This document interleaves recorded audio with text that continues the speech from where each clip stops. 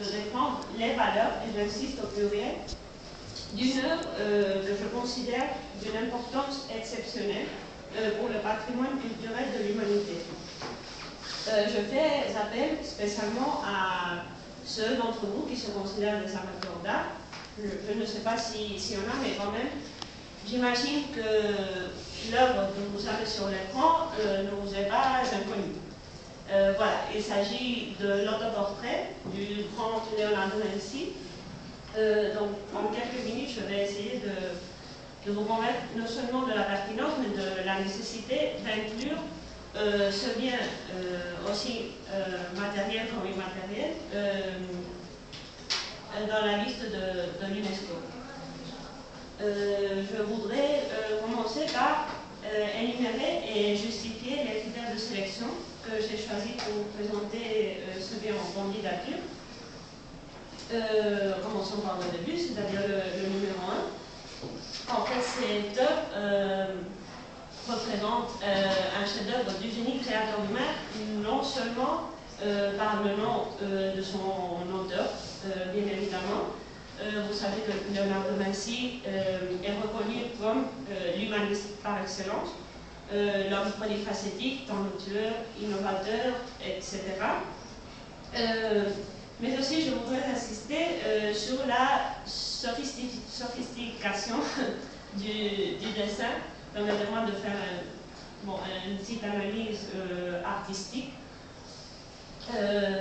Donc la sanguine, qui est le matériel utilisé pour réaliser cette œuvre, permet de créer non seulement une richesse énorme de couleurs à tonalité rouge terre, mais aussi elle permet de créer des jeux d'ombre assez particuliers, mais aussi de créer un effet connu comme sfumato.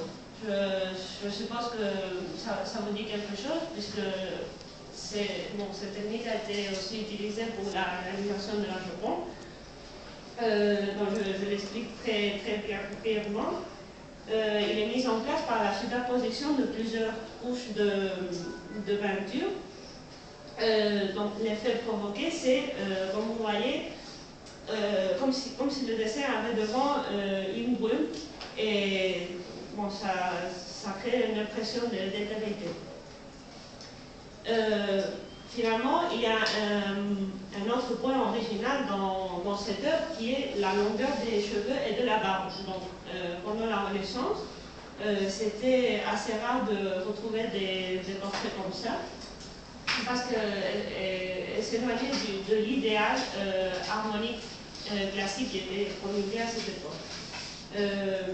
Donc évidemment, ça c'est pas par hasard. Donc aujourd'hui, c'est à cause de cela que Leonardo da Vinci, par cette image, par l'effet créé par cette image, est considéré comme, disons, le représentant de la sagesse et de l'intelligence humaniste. Donc passons au suivant critère. Vous savez aussi que la Renaissance a été une période d'échange très intéressant entre les artistes, et bien sûr Léonard a été au cœur de cette dynamique. Il a commencé ses études d'art à l'atelier de Andrea Verrocchio, où ont aussi étudié d'autres grands peintres de l'époque. D'ailleurs Donatello était le maître de Verrocchio. Et aussi, il est passé par des épicentres de la culture humaniste comme Rome, Bologne ou Venise. Et en tant que contemporain, il a aussi fréquenté des artistes très importants comme Raphaël ou Michel-Ange. Et évidemment, sur cette œuvre, on peut voir des connaissances très typiques de la Renaissance, un savoir qui s'est transmis jusqu'à nos jours. Pour commencer, cette image anthropocentrique du monde, cette foi en l'homme et cet esprit d'ouverture et de découverte. Et ensuite, il faut remarquer que Leonardo da Vinci a été un grand étudiant de l'anatomie humaine. Et ça, on peut le voir parfaitement sur la précision des traits du visage qu'on voit. Bon. J'ai choisi la Joconde pour faire mon analyse comparative. Bon, ça peut sembler un petit peu stéréotype, mais je voulais choisir vraiment l'œuvre de la Joconde pour montrer vraiment comment l'autoportrait se distingue d'une peinture très caractéristique de Léonard de Vinci. Donc il faut dire que la Joconde, bon, elle est aussi aujourd'hui très protégée à cause de la fragilité du panneau sur lequel elle a été peinte. Ce panneau est en train d'être déformé aujourd'hui et les spécialistes monarques sont assez préoccupés par son état. Par son état. Et, mais bon, les différences sont quand même assez importantes entre les deux et assez évidentes, surtout par rapport à la technique.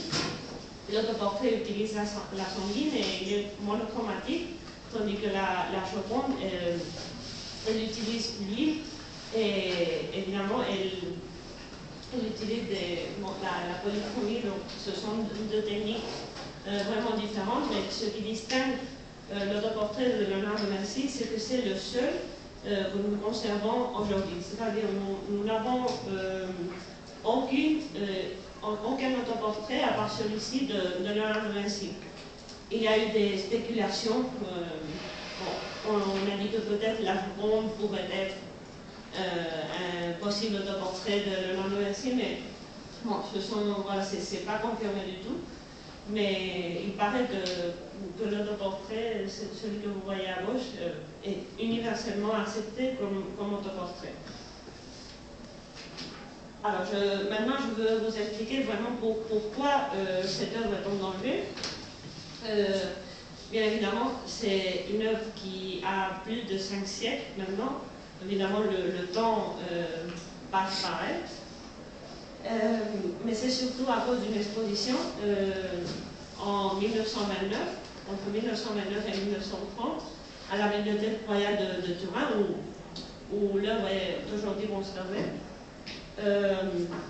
que l'œuvre a commencé à se détériorer. Parce qu'elle a été exposée dans des conditions de lumière, d'humidité, très préjudicielles pour elle. Donc aujourd'hui, elle souffre d'un phénomène que les spécialistes appellent forcing, c'est-à-dire une contamination fongique qui provoque que des taches brunâtres apparaissent sur le papier, mais normalement elles ne devraient pas être là. Donc ces taches pourraient, dans peu de temps, en fait, les effets se voient aujourd'hui, mais au fur et à mesure que le temps passe, le dessin pourrait disparaître.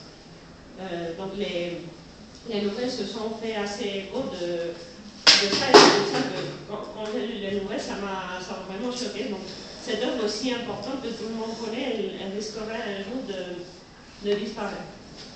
Alors qu'est-ce que font les scientifiques pour résoudre ce problème?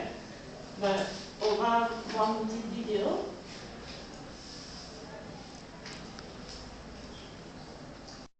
Les chercheurs sont en train d'étudier aujourd'hui le phénomène qui arrive à l'autoportrait de Léonard de Vinci.